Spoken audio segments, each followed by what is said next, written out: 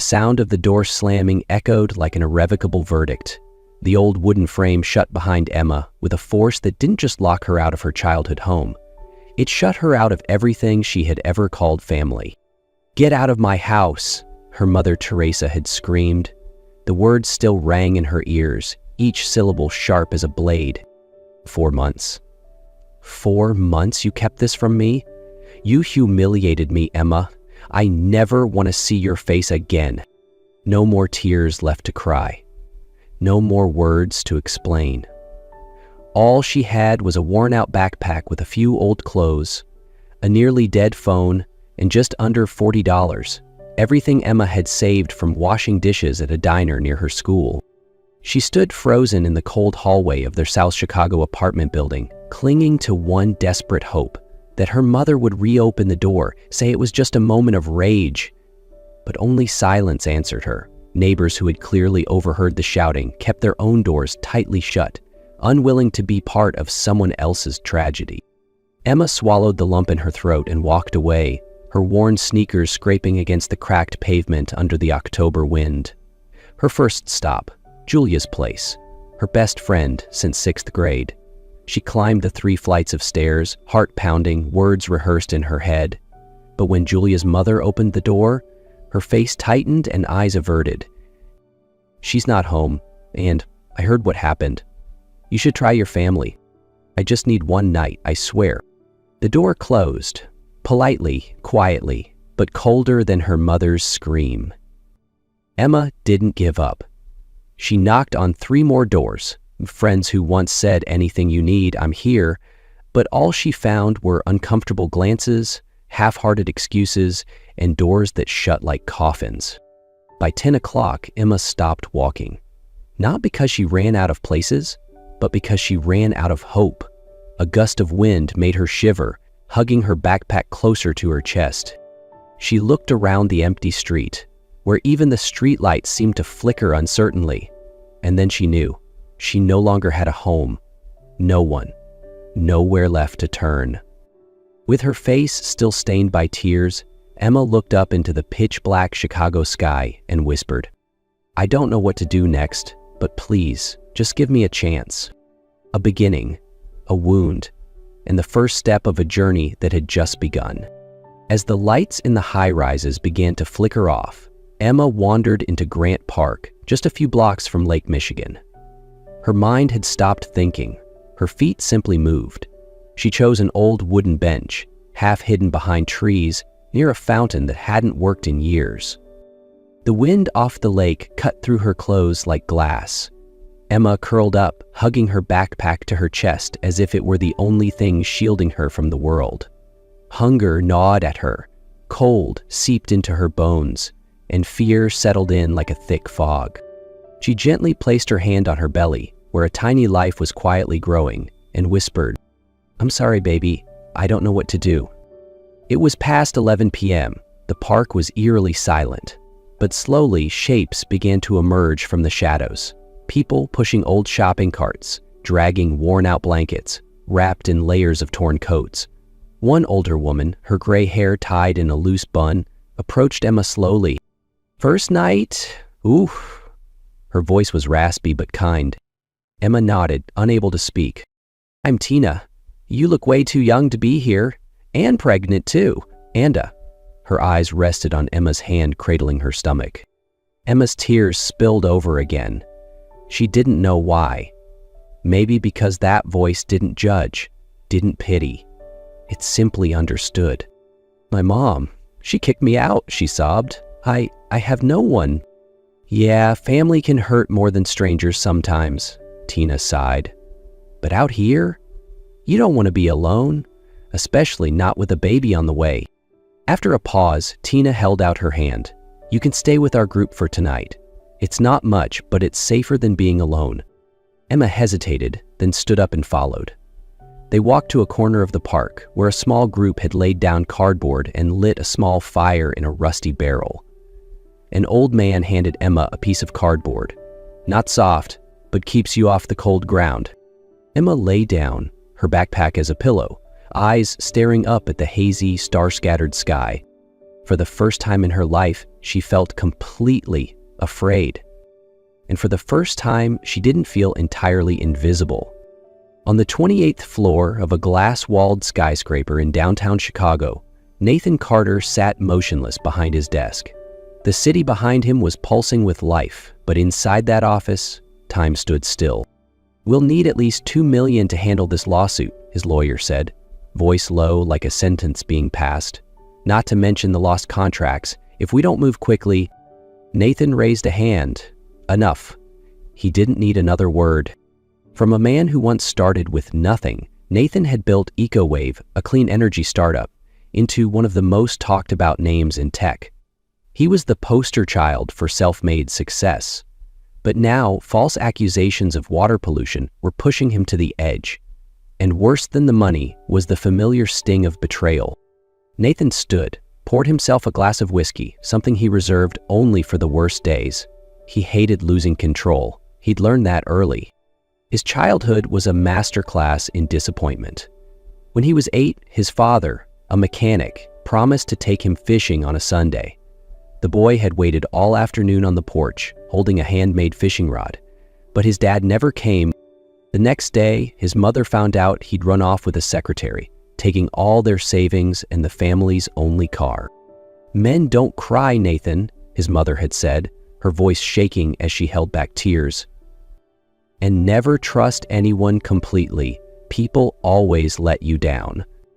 Nathan carved that into his heart. He studied like a madman, worked like a survivor, and built walls around his emotions no one could scale, until he met Rachel, an environmental science student with a smile that unraveled his carefully ordered world. They were together for 3 years. He was about to propose. He'd even picked the ring. Then he found out she was cheating with Kyle, his co-founder and supposed best friend. They hadn't just betrayed his heart, they'd tried to steal the patent for his latest innovation. "Even when I loved you, you never really trusted me," Rachel had said during their final fight. "Because I've learned trust comes at too high a cost." Since then, Nathan had stopped loving, stopped opening up, stopped connecting. He became a man of control, precision, and distance. And though he had everything, luxury cars, a penthouse, awards, his heart remained untouched. That night, for some reason, he didn't want to go home. Instead of getting in his car, Nathan walked through old streets, where he used to live with his mother before cancer took her. He didn't know that one small turn would lead him to a park and to a small girl, curled on a bench, hugging her backpack like a shield against the world. When Nathan's eyes landed on the bench where the girl lay curled up, it felt like someone had punched him straight in the chest. Under the fractured amber glow of the streetlight, she looked impossibly small, almost swallowed by the shadows around her. Her messy hair veiled half her face, but her arms clutched her backpack like it was the last thing she had left in the world. There were no tears, no pleas, only a silence so sharp it hurt. And in that moment, for the first time in years, Nathan's heart was no longer quiet. Nathan stood still on the sidewalk, staring at the tiny girl curled up on the park bench. A part of him urged to turn away, not to get involved. But her eyes, even in just that fleeting glance, held something that rooted him in place. Something in that silence had whispered his name. The next morning, instead of heading to the office, Nathan did something he hadn't done in years. He went to a grocery store. A man in an expensive suit, wandering through aisles of a budget market, awkward and out of place. He picked up a random assortment of basics: bread, fruit, bottled water, milk, tissues, a light blanket. At checkout, the cashier looked at the pile and asked, "Charity?" Nathan replied simply, "Something like that." Back at Grant Park, his heart beat faster than usual. What if she was gone, just another fleeting thing in his carefully measured life? But no, she was still there. Same spot. Same tight grip on the backpack, as if she had never moved. Nathan approached slowly, placing the paper bag gently beside the bench. "Hi," he said, voice rough. "I saw you here last night. I brought you some things." The girl flinched, Clutching her backpack tighter, her wary eyes scanned him head to toe, tailored suit, Italian shoes, luxury watch, then said quietly, "I don't need charity." Nathan was caught off guard. He was used to gratitude, sometimes even flattery. But here, in a park, a girl with nothing still held on to her pride. "It's not charity," he said softly, "just food. Everyone needs to eat." She looked at the bag, then at him, visibly torn between pride and hunger. At last, she reached for the bread, but her voice stayed firm. "If I take this, I'll pay you back, when I get a job." Nathan nodded. "I believe you will." A moment passed. She sat back, eating slowly, trying to maintain composure, though clearly starved. He took a seat on the edge of the bench across from her, keeping a respectful distance. "What's your name?" he asked. "Emma," she replied, eyes still lowered. "And you?" "Nathan." The name hung in the air. No handshake, no formal pleasantries. But between two lost souls, a thin thread had begun to form. 3 days after they first met, Emma stood in front of the gleaming glass building called Echo Wave. Her old coat looked wildly out of place among suits, laptops, and expensive coffee cups. But Nathan had kept his word. Not only had he helped her find a small place to stay, he also offered her a temporary job. "Just organizing the company's internal library," he'd explained. "No one's touched it in years. But I think you can turn it into something useful." The library was on the top floor, a wide room filled with dusty bookshelves, scattered files, and towering stacks of forgotten documents. Light poured through the tall windows, cutting through the heavy scent of old paper and long-lost time. Emma took a deep breath. No AC, no computer, just chaos. But to her, it was a challenge, an opportunity, the first time someone believed she could. The first days were tough. She scrubbed shelves by hand, sorted through hundreds of outdated reports, created a new labeling system with sticky notes, notebooks, and her own memory. But every afternoon, when she looked back at what she'd done, Emma felt something solid, like she was slowly organizing her own life along with the papers. Nathan stopped by sometimes, at first just to check progress, later maybe to see her. "You're fast," he said one afternoon. "I thought this would take a month." "I'm used to cleaning up messes," Emma said softly. "If the outside's chaotic, at least I can control what's inside." Nathan looked at her. A 17-year-old girl with eyes older than her years. No complaints, no requests, just quietly doing the work, as if rebuilding her own world through the shelves. That evening, Emma placed a tiny cactus on the windowsill, bought from a street vendor with a few spare coins. She didn't know how long she'd be there, but for now, she had somewhere to go each morning, and someone who was counting on her to do well. Sometimes, all it takes to begin again is one door left slightly open. At first, Nathan stopped by the library for just a few minutes to check progress, but slowly those visits grew longer. He brought coffee, sometimes a sandwich, and lingered a bit more each time to ask Emma how she was sorting the materials. Occasionally, they would sit quietly, flipping through old reports, sharing that dusty, sunlit space as if it were their own private world. Emma never asked why he came so often, and Nathan never offered a reason, but every time he walked into that room and saw her working, hair tousled, head bent in focus, afternoon light falling across her determined face, Nathan felt peaceful, a feeling he hadn't known in years. In the soft hush of late afternoon, the library felt like an abandoned chapel. Emma was sorting through a stack of old reports, her hands moving steadily, though her eyes occasionally drifted elsewhere. Nathan stood near the window, quietly watching. "I've noticed you writing in your notebook during breaks," he said. "Are you jotting down work notes?" Emma startled slightly, then shook her head. "No, I write. Random stuff. Sometimes poetry, sometimes just things I can't say out loud." "You've always written?" "I started after my dad left," she replied, voice almost a whisper. "I was 5. Writing was the only way I could tell a story without anyone cutting me off." Nathan didn't respond. Something in her tone felt familiar, a quiet echo of something long buried in him. "And? Your mom? he asked gently, without urgency. Emma set the stack down. Her eyes didn't meet his, but focused on the window, where the sunset cast everything in amber. My mom's strict. Obsessed with appearances, she believes morality lives in the eyes of others. She gave a humorless laugh. I remember once I was sick for a week. When I finally felt better, she made me wear a long-sleeved dress and eyeliner to go outside. She didn't want neighbors thinking I was weak. And when you told her you were pregnant, he didn't say a word, just went to the closet, pulled out a suitcase, shoved in a few of my clothes, and opened the front door. Emma's voice grew quieter. I still remember her face.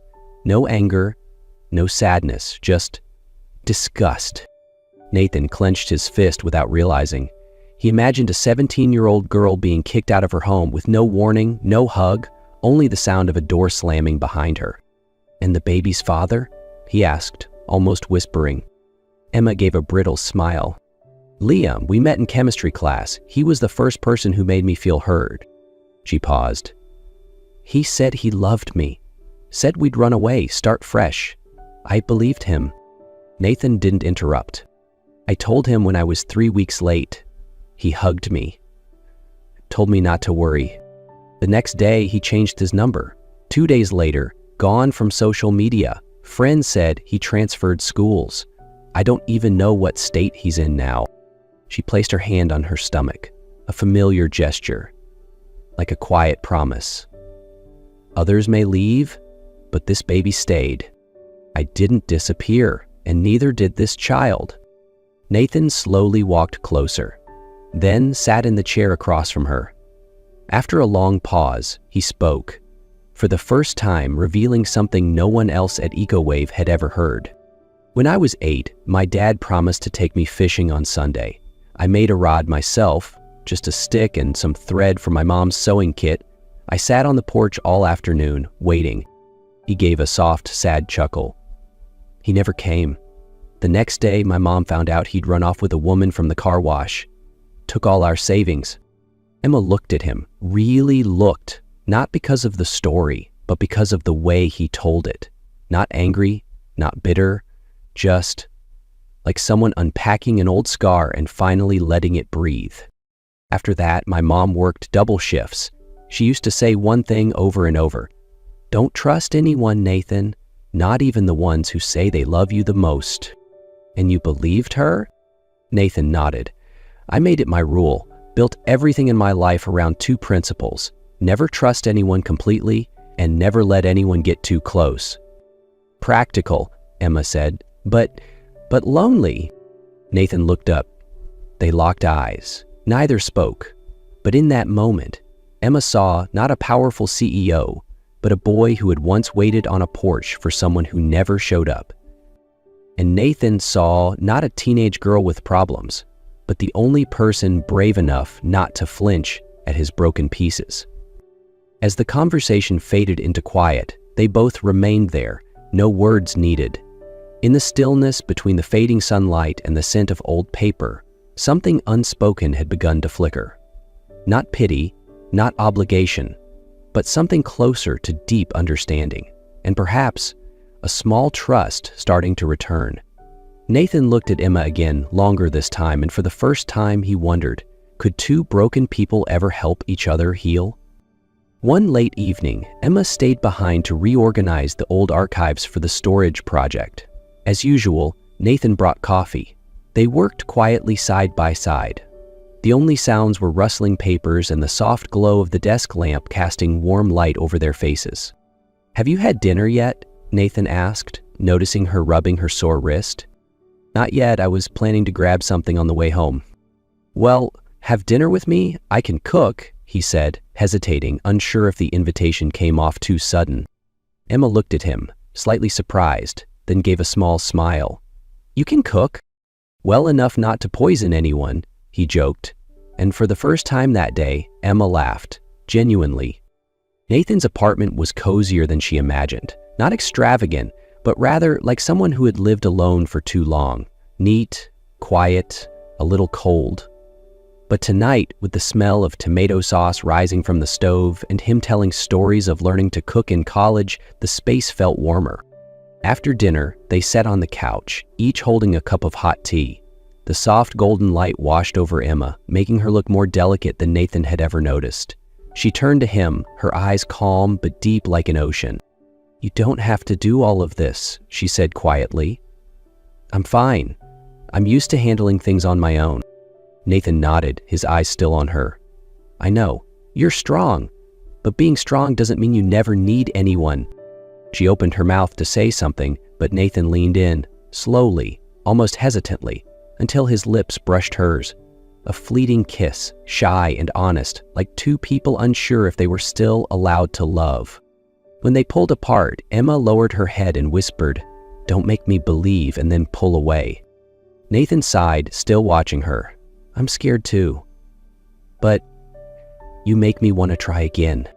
The next morning, Emma walked into the library clutching a stack of folders like every other day, though her heart beat faster than usual. She didn't want to admit it, but the feeling still lingered on her lips, the memory of the kiss, warm and gentle, yet followed by a cold, creeping fear. Nathan was already there. He stood by the window, flipping through a file, his face unreadably calm. Not the same man from the night before who cooked for her, who whispered words that nearly made her believe again. Or maybe it was she who had changed. "Good morning," she said, trying to sound natural. "Morning," Nathan replied without looking up. Silence fell over the room. No more soft jokes, no quiet glances shared across the bookshelves. Emma felt an invisible barrier between them, fragile but sharp, like a cut that still bled. All morning, they barely spoke beyond work exchanges. Every time their eyes accidentally met, Emma looked away quickly, afraid of what she might see, afraid of what she might feel. "What happened last night? It was just a moment, driven by emotions," she said, while they reorganized the back shelf. Nathan paused for a second, then nodded. "Yeah. It was late. We were tired. It makes sense." He smiled faintly, but it never reached his eyes. Emma felt something twist painfully inside her, but she said nothing. She had to protect herself. She couldn't let someone in too deep, especially someone like Nathan, someone she could so easily fall for.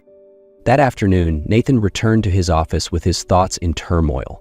For years, he had mastered living with logic and emotionless decisions. But ever since Emma walked into his life, everything felt out of control. And now that she had pulled away, he didn't know what to do, except to retreat into the only thing he knew: silence, professionalism, distance. Marcia, his longtime assistant, noticed the tension in his expression but said nothing. She'd worked with Nathan long enough to know that when he was quiet, it meant he was hurting. Back in the library, Emma went on with her tasks as if nothing had happened. But every time Nathan walked by, her heart clenched. She missed the gentle look in his eyes. She missed the smell of cooked tomatoes, the way he silently placed a cup of tea in her hands. But now, all of that was buried beneath a layer of polite detachment. That evening, Emma sat alone in her hotel room, flipping through the pages of her journal. It was filled with poems about loneliness, about yearning to trust, to be loved. On the last page, she'd scribbled a few lines and left them unfinished. "If I let you in, will you stay? Or will you walk away when I need you most?" She closed the notebook and leaned her head back against the wall, silent tears slipping down her cheeks. Across town, Nathan stared out the window of his office into the night sky. Below, the city pulsed with life, as if nothing had changed. But inside him, everything was frozen at that moment. Emma's eyes meeting his, her voice saying just a moment. He didn't know if she truly believed that or if she was hiding something, just like he was. But he knew one thing. He had lost something precious because they were both too afraid to get hurt. That afternoon, Emma was sorting documents in the library when her phone buzzed. An unknown number. She hesitated, then picked up. "Emma?" A familiar voice slid through the speaker like ice down her spine. "Recognize me?" "Liam," she whispered, hand tightening around the phone. "Relax. I'm not here to make up," he sneered. "Just a little reminder. I still have some intimate photos of you and your sugar daddy. Pretty juicy stuff, you know." Emma froze. "What do you want?" "Not much, just 20 grand, or else I send everything to a local reporter. Trust me, they'll eat it up. You've got 48 hours. Click. He hung up. She stood there, paralyzed. Shame, anger, fear, all tangled up. That evening, Emma stormed into Nathan's office, eyes blazing. "Liam called. He's blackmailing me," she snapped. Nathan looked up. "How much?" 20 grand. "I'll handle it. Give me the account number."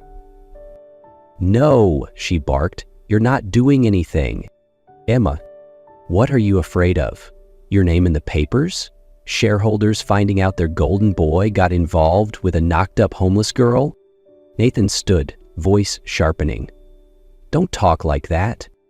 It's the truth, isn't it? Everything you've done." "It wasn't for me. It was guilt. It was image. It was you trying to be the good guy." "That's ridiculous," Nathan snapped. "You think I cooked for you, listened to you, gave you everything as some PR stunt? Tell me, Nathan, just once, did you ever help me because of me? Or was I just another problem to fix?" Emma's voice cracked, her eyes shining with tears she refused to let fall. "You're still the CEO. Everything in your life is calculated. I was just a risk you didn't plan for." Nathan slammed the desk. "And what about you? You push me away every time I get close. You're so scared of being hurt, you'd rather destroy something real just to feel safe playing the victim." "Because that's all I know how to do," she screamed. "No one's ever stayed long enough to teach me anything else." The room vibrated with silence, both of them breathing heavily, eyes red, hands trembling. Emma took a step back, hand pressed to her chest like holding her heart together. "I don't need pity. I don't need halfway love. If you're not sure, let me go." Nathan stood still, frozen. Emma turned and walked out. This time, no one stopped her. And when the door closed behind her, even the air inside the room seemed to disappear.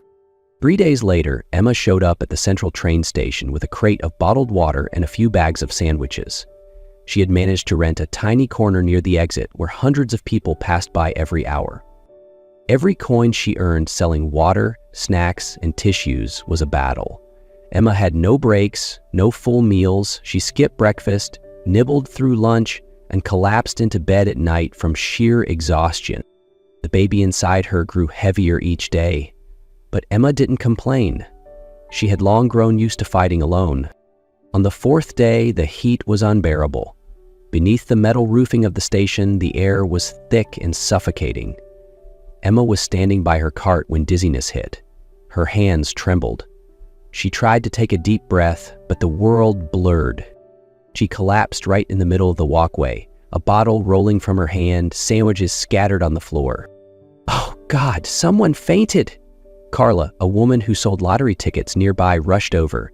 She had been watching the frail girl for days, always alone, never complaining, quietly working. Carla knelt beside the unconscious Emma, hands trembling as she called for an ambulance. When paramedics arrived and loaded Emma onto a stretcher, Carla hesitated, then pulled out her phone and searched through a crumpled business card she'd seen in Emma's bag the day before. Nathan Taylor, EcoWave. She didn't know who the man was, but something in her gut, something maternal, told her. It was time someone came back for this girl. When Carla dialed the number on the faded business card, Nathan was in his office, still distracted, haunted by words he never got to say. But the moment he heard Emma's name, the numbness shattered. He shot up from his chair, his mind already sprinting ahead of his body. Less than 20 minutes later, he arrived at the hospital, heart pounding with fear. After rushing through reception, he ran up the stairs, fists clenched to keep his hands from trembling. Emma lay in a private hospital room, pale, an IV drip in her arm. She was asleep, her breathing so light it seemed like a whisper. Seeing her like that twisted something deep inside Nathan's chest. He stepped inside, quietly pulling up a chair next to her. Time passed slowly until she stirred, eyes fluttering open, confused and tired. Their gazes met, surprise, hurt, and doubt flickering in hers. "What are you doing here?" Her voice was raspy and weak. Nathan reached for her hand, gentle as if she might break. "I'm sorry, Emma. I was wrong. When you needed me the most, I cared more about myself." She didn't answer, just looked at him. "I should have never doubted you. I should have never let my reputation matter more than the person standing in front of me. I hurt you, not just with my words, but by making you believe you weren't important enough." Emma turned her face away. A single tear rolled down her pale cheek. But she didn't pull her hand back. "I love you," Nathan whispered. "I've loved you since that night in the park, but I was too much of a coward to admit it." Silence lingered. Then Emma exhaled softly, barely audible. "I don't know if I can trust you again," she said slowly, "but I had hoped you would come back." Nathan nodded, squeezing her hand gently. "Just give me one chance to prove that you and the baby are the most important things in my life." Emma didn't reply right away, but this time she didn't let go of his hand either. A few days later, once Emma had regained strength, Nathan took her to the hospital garden. The afternoon sun bathed the old stone benches in warm light, and the wind gently rustled the green canopy above. They sat side by side, saying nothing, simply watching the leaves sway. The peace in the air made Emma almost forget she was still in a hospital. "There's something I want to give you," Nathan said, reaching into his coat pocket. He pulled out a small velvet box. Inside was a simple silver ring, delicately crafted, with a modest hand-cut stone. Not flashy, but warm and full of meaning. "It was my mother's," Nathan said softly. "She once told me, 'Don't give it to someone perfect. Give it to the one who makes you want to be better every day.'" He looked into Emma's eyes. "Emma, you're not perfect, neither am I.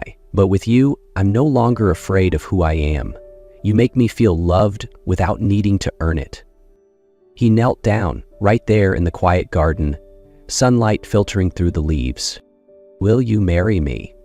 Emma stared at him, not out of hesitation, but because her heart was learning how to believe, learning how to receive something she once thought was a luxury, a family. She nodded, tears slipping down her cheeks. "Yes." As Nathan slipped the ring onto her finger, Emma gently squeezed his hand, as if holding on to something real. For the first time, she didn't feel alone. For the first time, family wasn't a memory of pain. It was the start of something new. After the proposal in the hospital garden, things didn't become perfect overnight, but they began moving slowly toward each other. Emma was transferred to a special maternity care unit, and Nathan adjusted his work schedule to be by her side every day. There were anxious nights and nervous mornings, but gradually they learned how to prepare, not just to become parents, but to become a true home for each other. On a morning in March, soft sunlight slipped through the delivery room curtains. Emma lay on the bed, sweat glistening on her forehead, her hand clutching Nathan's. He hadn't left her side for a single minute through 12 hours of labor. Then came the first cry. Sharp, trembling, but to both of them, it was the most beautiful sound in the world. "It's a girl," the nurse said, placing the tiny newborn onto Emma's chest. She was red and small, her eyes still shut, but her fingers curled as if reaching for warmth. Emma broke down in tears, not from pain, but from a kind of love she had never let herself feel before. Nathan sat beside her, still holding her hand. He leaned in, kissed her forehead, and whispered, "Thank you for not letting go." They named her Hope Carter Rodriguez. Hope because she was the one light Emma had clung to in all her darkness. Carter, after Nathan's mother's family name. Rodriguez, a reminder that no matter where she came from, she would always have roots and love. 3 months later, the Hope Haven Foundation opened its doors. Founded by Emma and Nathan as a nonprofit to support young mothers with nowhere else to turn. No judgment, no shame, just shelter, food, and most importantly, someone to listen. Emma ran the center hands-on, pouring every hour into helping girls just like she once was, terrified, alone, but still desperate to live. Nathan managed operations in the background, quietly building the framework so Emma could shine. Each night, when the lights at the foundation dimmed, they returned to their modest home in the suburbs, where Hope's laughter echoed through the kitchen and rocked gently in the porch swing. Life still had its challenges, its arguments, and its tired days, but now they faced them together. Because true love doesn't erase the past, it gives you the strength to walk through it, hand in hand.